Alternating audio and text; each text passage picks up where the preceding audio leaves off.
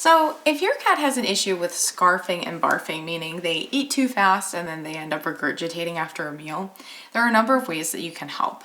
So one is just feeding a different type of food. So this tends to happen to cats who are eating dry food, which is just too easy to eat. So switching to something a little bit more challenging is going to be a good idea. So raw food, even whole prey raw food if you're open to that. These are good solutions. Another option is to use an automatic feeder to put out tiny bits of food over an extended period of time. Some feeders even have a slow feed function that you can just program it to do this automatically. Alternatively, you can just do it yourself. If you're at home all day, you can give your cat small bits of food throughout the day, and that should solve the issue. And then you have different types of bowls that can help. So one is an elevated or tilting bowl. These can kind of potentially slow your cat down a little bit. And then perhaps more effectively, you have puzzle feeders and slow feeders. So for instance, Wessie was just eating from a Lickimat. This is just a grooved mat that makes it a little bit more difficult to finish a meal.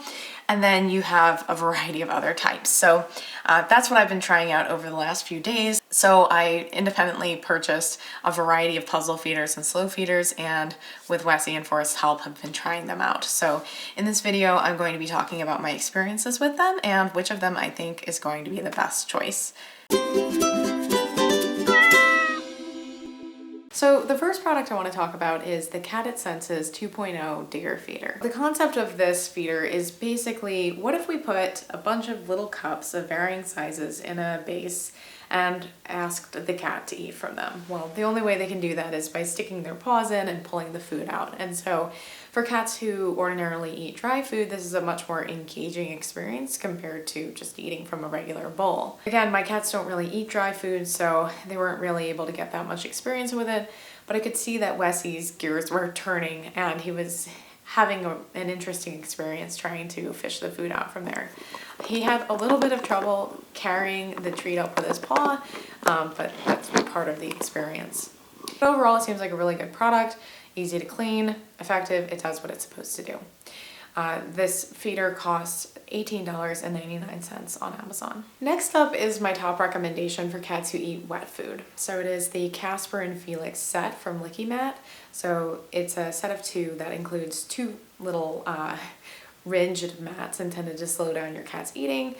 So these products from Lickimat are intended to have a few different benefits. So one is that it is going to slow down your cat's eating. It makes it a little bit more challenging by putting it into this ridged mat. Your cat's going to have to work a little bit to dig the food out of these indentations. It's also supposed to just engage your cat's body a little bit more. They're licking, they're working a little bit harder, they're working their mind a little bit harder. Because it's flat, it doesn't cause any whisker fatigue, if that is a real thing. And they also say that the licking action is going to increase saliva production and potentially improve digestion. Again, I don't really have an issue with scarfing and barfing, and I can't really comment on how well they work because I didn't really notice that much of a difference for my cats, but I've seen a lot of reviews from people who seem to have gotten a lot of benefit out of this. And even though my cats didn't finish all of the food on the mats, I found it pretty easy to clean them. So as long as it's not drying out completely, it's pretty easy to just rinse them off and then give them a little bit of a scrub and dry them out. Not that difficult. So a set of both the Casper and Felix mats costs $16.95. My next recommendation is kind of like a hybrid between a gravity feeder and a puzzle feeder. So it's Trixie's interactive self-feeding tunnel feeder. And the way that this product works is it has this little hopper, you're going to fill it up, and then there's a knob in the middle that allows you to adjust the rate of flow. So you can have it kind of free flowing where every time your cat kind of paws into the tunnel, more will come pouring out. And this is kind of akin to a gravity feeder, but with a little bit more interaction needed from the cat. And then you can kind of seal it off too, where you just have some treats in the tunnels. Your cat has to dig it out, and then no more is going to come out. So downsides of this product, well, one, it only works with dry food. Two, I've noticed it's only available in this burgundy color, which I know not everyone will love. And thirdly, it's a little bit harder to clean than the others. It kind of has more crevices than some of the others, but overall, it's really not that difficult to handle.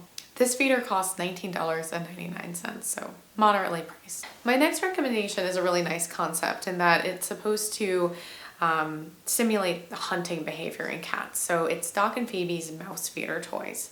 So these are little mouse-shaped toys that you'll fill up with cat food and then scatter around the house, allowing your cat to go hunting and forcing them to kind of pat and bat the mouse around in order to release the food. Now, I like the concept, but the execution is not perfect. So in my experience, the mice are kind of hard to clean, and I don't love that it only works with dry food. I wish there was a way to do this with wet food. Making your cat hunt, making them play with their food, that would be fantastic with wet food, but unfortunately it just doesn't work with this type of product. Now, again, because my cats don't really eat dry food, I haven't had the opportunity to really get the most out of this product, but I've seen a lot of positive reviews from people who have had great benefits from having their cat hunt around the house. They're seeing that their cats are losing weight. They're seeing that their cat's stress is reduced because they have this activity. It can overall be a really beneficial product. So the 3 mouse set, which includes 3 little mice, a training mouse, and then a scoop so you can measure out your food, costs $16.95. And then my last recommendation is the maze-style puzzle feeder from All for Paws. So the thing that's kind of neat about this particular product is that you're able to adjust your cat's experience. So it is a little treat maze. It has all of these little pieces of varying shapes, and you're able to remove them, make it a little bit easier and more open, or move them to create a more challenging puzzle, or just change things up so that your cat gets a different experience every day or every week or at whatever frequency you like. Now, the maze itself is enclosed in this little plastic cover with holes in it, so your cat has to stick their paws through to access it, or you can remove the cover to make things a little easier and to kind of train your cat to use it, which is what I did with Forest. Now, I have seen some reviews saying that the cover was too easy to remove. Their cats were able to take it off and just access the maze and the food inside of it. So if you have a really, really motivated cat, you might just want to tape it down. Now, overall, I really like this product. It's certainly a good step up from just feeding your cat treats without making them work for it, or feeding them kibble without making them work for it. The biggest downside of the product is that the holes that you'll use to insert the little pieces of the maze are bigger than some kibble. So if they're open, kibble can fall down in there, and that's going to make it a little bit more difficult to clean. Other than that, I really like this product, and I think that it could provide a lot of mental stimulation for cats. At $29.99 though, it is the most expensive product on this list. So that's about it for my reviews. Overall, this experience has made me think that slow feeders or puzzle feeders or some combination of the two can be a really good option for people who, for whatever reason, are feeding their cats dry food and they need to give their cat some added stimulation. Life indoors for a cat, especially when they have a big bowl of food always available, can get really boring, and this can lead to behavioral issues. It can lead to the cat getting overweight. And switching from a bowl of food to something more engaging can make a huge difference in that cat's life. As always, I hope you found this video helpful. Let me know if you have any experience with these feeders, how you keep your cat's meal times engaging and interesting and keep them mentally and physically engaged. And as always, there will be links to the products mentioned here in the description. Yeah, I think that's about it for me. So thanks again for watching, and I will see you next week.